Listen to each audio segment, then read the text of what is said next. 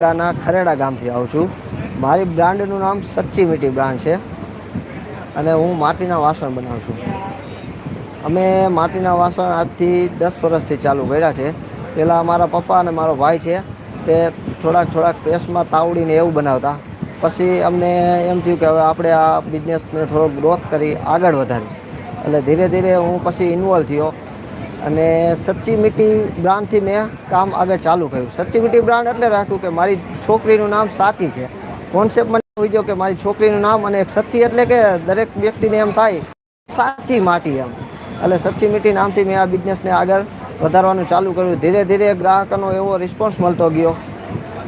તે સિવાય ન્યૂઝવાળા, મીડિયાવાળા, જેમ કે આ પ્રજાપતિ યુવા ન્યૂઝવાળા છે, એ બધાએ આપણને સપોર્ટ કર્યો. આપણે થોડીક એમાં એડ દીધી, એના હિસાબે આપણને કસ્ટમરો વધતા ગયા, આગળ સપોર્ટ થતો ગયો. એમ ધીરે ધીરે અમે માટીના દરેક પ્રકારના વાસણ બનાવવાનું ચાલુ કર્યું છે અને અત્યારે અમે માટીના ઓછા 35થી 40 ટાઈપના વાસણો બનાવીએ છીએ. જેમાં ડિનર સેટ આવી જાય, માટીની બોટલ આવી જાય છે, દહીં હાંડી આવી જાય છે, પાટિયા આવી જાય છે, પરબી આવી જાય, અનેક પ્રકારની માટી. અને એક અલગ કોન્સેપ્ટથી આપણે એ ચાલુ કર્યું છે કે મારા જે વાસણ છે એમાં પ્લાસ્ટિક લેસ આપણે ચાલુ કર્યું છે.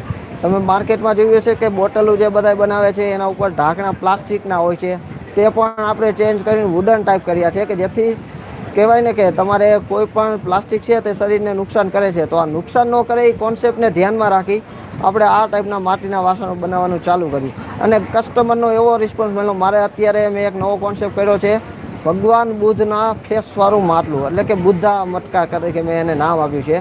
એ મટકું મારે આજની તારીખમાં જેટલા પણ બનાવું છું તે દરેક મટકા એક્સપોર્ટ જ કરું છું અને એક્સપોર્ટમાં પણ એવી ઇન્ક્વાયરી આવે છે. માટીના બોટલોમાં મેં નવો કર્યો કે બોટલોમાં હું ઘાસ કવર કરું છું કે જેથી માઇનોર બોટલ પડે તો પણ તૂટે નહીં અને ગ્રાહકોનો સાથે રિસ્પોન્સ અને સારું માર્કેટ હોવાથી અત્યારે અમારો બિઝનેસ છેલ્લા 7-8 વર્ષમાં ગ્રોથ લેવલે પહોંચી ગયો. તે બદલ હું આ તમામ કસ્ટમરો, જ્ઞાતિએ જે આપણને સપોર્ટ કર્યો તેમાં, અને જે આ યુવા ન્યૂઝવાળા કે જે મીડિયા આપણને પાર્ટનરશિપ તરીકે જ માનો કે આપણો પાર્ટનર હોય ને આપણને કેમ હેલ્પ કરે, એ રીતે માર્કેટમાં પણ હેલ્પ કરે છે. તે બદલ હું યુવા ન્યૂઝનો પણ આભાર માનું છું. અને અત્યારે આપણે પ્રજાપતિ બિઝનેસ એક્સપો અમદાવાદ ખાતે છે, 3 દિવસનો કાર્યક્રમ છે. હિતેશભાઈ આનું સંચાલન કરે છે અને એની એટલી બધી સારી સુવિધા છે કે સુવિધાની તો તમે વાત પૂછોમાં.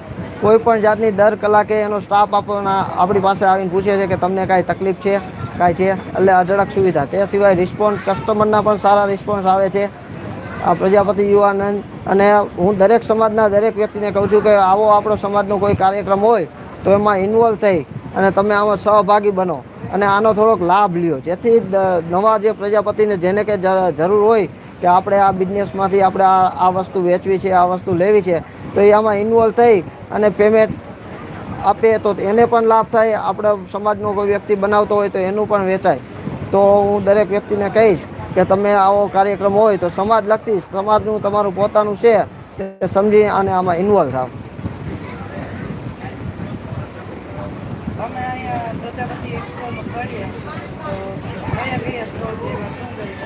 અત્યારે પ્રજાપતિ એક્સપોર્ટમાં હું આવ્યો ત્યારે મને એવું હતું કે પ્રજાપતિ એક્સપોર્ટ છે એટલે પ્રજાપતિ સમાજના દરેક વ્યક્તિ થોડુંક કરતા હશે, પણ મેં અહીંયા આવીને જોયું કે જેમ હું આગળ જતો હતો કે પ્રજાપતિ સમાજમાં નાનેથી લઈ અને મોટેથી અલગ પ્રકારની ઘણી વસ્તુ કે જે આપણો પ્રજાપતિ સમાજ પણ બનાવે છે. તે જોતાં મને એવું થયું કે આજે આપણો સમાજ એક લેવલ થોડોક ઊંચો આવ્યો છે કે જે ગ્રોથમાં છે. કે તમે જુઓ તો આપણે ગમે ત્યાં માર્કેટમાં જાય તો આપણને હોય પણ આપણને ખ્યાલ ન હોય કે આ આપણા પ્રજાપતિ સમાજનું છે. મેં અત્યારે ઘણું જોયું કે એક જગ્યાએ સોલાર પેનલવાળા એટલા છે, દરેક હેન્ડીક્રાફ્ટવાળા એટલા છે, અલગ પ્રકારના કે જે આપણા સમાજના વ્યક્તિ કરે છે, આપણા બાજુમાં હોય પણ છતાં આપણને ખબર નથી હોતી કે આપણો સમાજનો વ્યક્તિ આ કાર્યક્રમ કરે છે.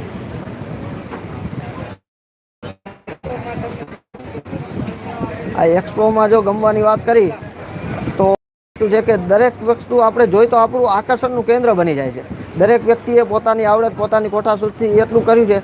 જોકે એક કોન્સેપ્ટ છે કે પ્રજાપતિ સમાજ એટલે એ એક જાતનો વૈજ્ઞાનિક સમાજ જ કહેવાય છે કે પ્રજાપતિ સમાજના હાથમાં માટલું હોય તો સામે કદાચ 500 જણા બેઠા હોય તો કોઈ વ્યક્તિ વિચારી નથી શકતો કે આ વ્યક્તિ શું બનાવવાનો છે અને શું કદાચ બનાવતો હોય, એનો ઘાટ કર્યો હોય તો એ કદાચ માટલું બનાવતો હોય, સામેવાળો વિચારે માટલું તો એને તે ફેરવીને હાંડી કરવી તો એ સમાજ કરી શકે છે. એના મગજ ઉપર કોઈ પણ વસ્તુને કન્વર્ટ કરવો એ પ્રજાપતિ સમાજના લોહીનો ગુણ છે.